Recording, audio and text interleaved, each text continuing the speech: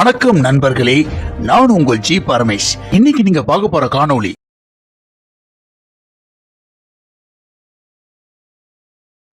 நண்பர்கள் அனைவருக்கும் வணக்கம். நான் உங்கள் கற்றது கையளவு ஜி பரமேஷ்.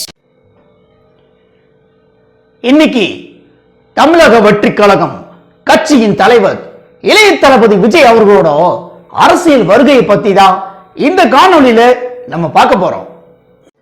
நம்ம நாட்டை பொறுத்த வரைக்கும் ஒரு பெரிய நடிகர் அரசியலுக்கு வரணும் அப்படின்னு முடிவு பண்ணி அவர் அரசியலுக்கு வந்துட்டா சில அரசியல் தலைவர்கள் தான் அந்த நடிகருக்கு எதிராக திரும்புவாங்க. ஆனால் இளைய தளபதி விஜய் அவர்களோட அரசியலுக்கு அரசியல் தலைவர்கள் எதிராக திரும்புறது ஒரு பக்கம் இருக்கட்டும், இளைய தளபதி விஜய் அவர்களோட அரசியல் வருகைக்கு பல நடிகர்கள் எதிராக திரும்பியிருக்காங்க.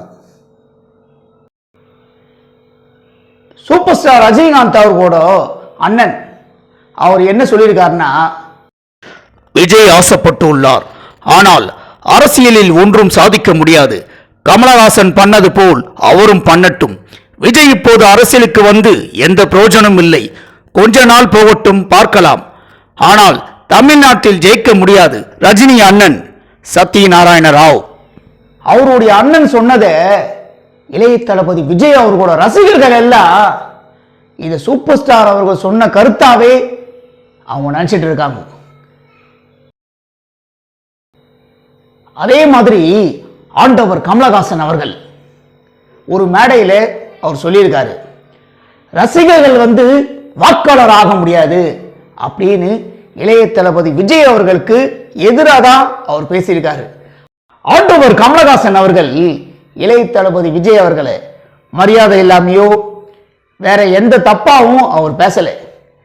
ரசிகர்கள் வாக்காளர் ஆக முடியாது அப்படின்னு கமலஹாசன் அவர்கள் அரசியலில் இறங்கி தோற்றத்துக்கு அப்புறம் அவருடைய சொந்த அனுபவத்தில் அவர் இப்போ இந்த மாதிரி சொல்லியிருக்காரு. காயப்பட்டவனுக்கு தான் வலி தெரியும் அப்படின்னு ஒரு பழமொழி இருக்கு. அந்த மாதிரி தான் ஆண்டவர் கமலஹாசன் அவர்கள் அவருடைய சொந்த அனுபவத்தில் சொல்லியிருக்காரு. அதே மாதிரி சூப்பர் ஸ்டார் சரத்குமார் அவர்கள் கமலஹாசன் அவர்களாவது ஒரு ஜென்டிலான முறையில் இளைய தளபதி விஜய் அவர்களை மரியாதை குறைவான பேசலை. இளைய தளபதி விஜய் அவர்களை மரியாதை இல்லாமல் எதுவுமே பேசலை. ஒரு ஜென்டிலா ஆண்டவர் அவர்கள் சொல்லியிருக்காரு. ஆனால் சரத்குமார் அவர்கள் பார்த்தீங்கன்னா கண்டபடி பேசியிருக்காரு. வாடா போடா.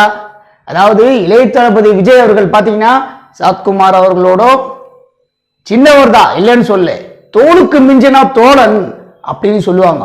அதே மாதிரி சின்னவங்களா இருந்தாலும் பெரியவங்களா இருந்தாலும் மரியாதை கொடுக்கணும் அப்படிங்கிறது தான் ஒரு படித்தவங்களுக்கு அழகு அப்படின்னு சொல்லுவாங்க. சரத்குமார் அவர்கள் பார்த்தீங்கன்னா வாடா போடான்னு மேடையில் பேசியிருக்காரு. அது மட்டும் இல்லை, நீ எத்தனை கோடி சம்பளம் வாங்குறேன்னு எனக்கு தெரியாது, ஆனால் கோடியில் இருக்கிற மனிதன் கூட சொல்லுவான் இந்த தடவை யார் ஆட்சிக்கு வருவா அப்படின்னு. இளைய தளபதி விஜய் அவர்கள் அரசியலுக்கு வரவே முடியாது அப்படின்னு அவருடைய கருத்தை அவர் சொல்லியிருக்காரு மேடையில். இந்த காணொளி ஃபுல்லாவே சோசியல் மீடியா ஃபுல்லாவே இப்ப வைரலா இருக்கு. நீங்க எல்லாரும் பார்த்திருப்பீங்க, உங்களுக்கே தெரியும். கருணாஸ் அவர்கள் என்ன சொல்லியிருக்காருன்னா, பாதரசம் சொல்றத இளைய தளபதி விஜய் அவர்கள் பாதரசம் சொன்னதை நான் கடுமையா எதிர்க்கிறேன். அதே மாதிரி இது ஒன்றும் சினிமா இல்லை. ஆண்டவர் கமலஹாசன் அவர்கள், சுப்ரீம் ஸ்டார் சரத்குமார், கருணாஸ் இவங்க 4 பேரோட கருத்து என்னன்னா ஒரே ஒரு கருத்து தான். அது என்னன்னா, தமிழக வெற்றி கழகம் கட்சியின் தலைவர் இளைய தளபதி விஜய் அவர்கள் அரசியலுக்கே வர முடியாது, அரசியல் அவர் ஜெயிக்கவே முடியாது அப்படிங்கிறது தான் இவங்க 4 பேரோட கருத்தும்.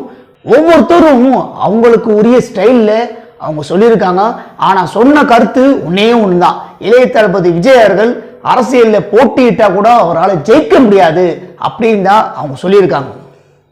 சுப்ரீம் ஸ்டார் சரத்குமார் அவர்கள் பேசினதுக்கு இளைய தளபதி விஜய் அவர்கள் அதற்கு பதிலடி கொடுத்திருக்காரு. இந்த காணொலியும் சோசியல் மீடியா ஃபுல்லாவே வைரலாக தான் இருக்கு. இந்த காணொலியை நீங்களே பார்த்துருப்பீங்க. ஆனால் இளைய தளபதி விஜய் அவர்களை பொறுத்த வரைக்கும் நடிகர்களே எதிராக திரும்புறாங்க. அது மட்டும் இல்லை, இது ஒன்றும் புதுசு கிடையாது. ஏன்னா பார்த்தீங்கன்னா மறைந்த தேமுதிக தலைவர் பத்மபூஷன் மனித தெய்வம் கேப்டன் அவர்கள் அரசியலுக்கு வரும்போது அவருக்கு நடிகர்களும் சரி அரசியல்வாதிகளும் சரி நிறைய பேர் எதிராக திரும்பினாங்க. எவ்வளோ எதிர்ப்புகளை சந்திச்சு தான் அவர் அரசியலுக்கு வந்தார். ஏன்னா மக்களுக்கு ஏதாவது நல்லது பண்ணணும் அப்படிங்கிறதுக்காக தான் அரசியலுக்கு வந்தார். எவ்வளோ தடைகள் வந்தாலும் நான் உடச்சி அரசியலுக்கு வருவேன்னு சொல்லி அரசியலுக்கு அவர் வந்தார். ஏன்னா நான் அரசியலுக்கு இன்னைக்கு வர நாளைக்கு வர பணம் வரும்போதெல்லாம் அறிக்கை விட்டுட்டு மக்களை ஏமாற்ற மாட்டார். எப்பவுமே அரசியலுக்கு வரேன்னா வந்துடுவேன் அப்படின்னு சொன்னாரு. அரசியலுக்கு அவர் வந்தார். அதே மாதிரி இளைய தளபதி விஜய் அவர்களுக்கும் இப்போ அரசியலில் எதிர்ப்புகள் அதிகமாக ஆயிட்டு தான் வருது. நம்மளாம் பார்த்துட்டு தான் இருக்கோம். இதை இளைய தளபதி விஜய் அவர்கள் 2026 அரசியலில் நின்னா கூட அவர் படு தோல்வியை தான் சந்திப்பாரு அப்படின்னு தான் இவங்க சொல்லியிருக்காங்க. இப்போ மக்களோட தீர்ப்புன்னு ஒன்று இருக்கு. ஏன்னா கேப்டன் விஜயகாந்த் அவர்கள் கேப்டன் பிரபாகரன் திரைப்படத்தில் என்ன சொல்லியிருக்காரு, மக்கள் தீர்ப்பே மகை செய்திருப்புன்னு சொல்லியிருக்காரு. இப்போ 2026 இது எல்லா தடைகளையும் உடைச்சி எரிஞ்சு இளைய தளபதி விஜய் அவர்கள் அரசியலில் ஜெயிக்கிறாரா இல்லையான்னு நம்ம எல்லாரும் பொறுத்திருந்தா பார்க்கணும்.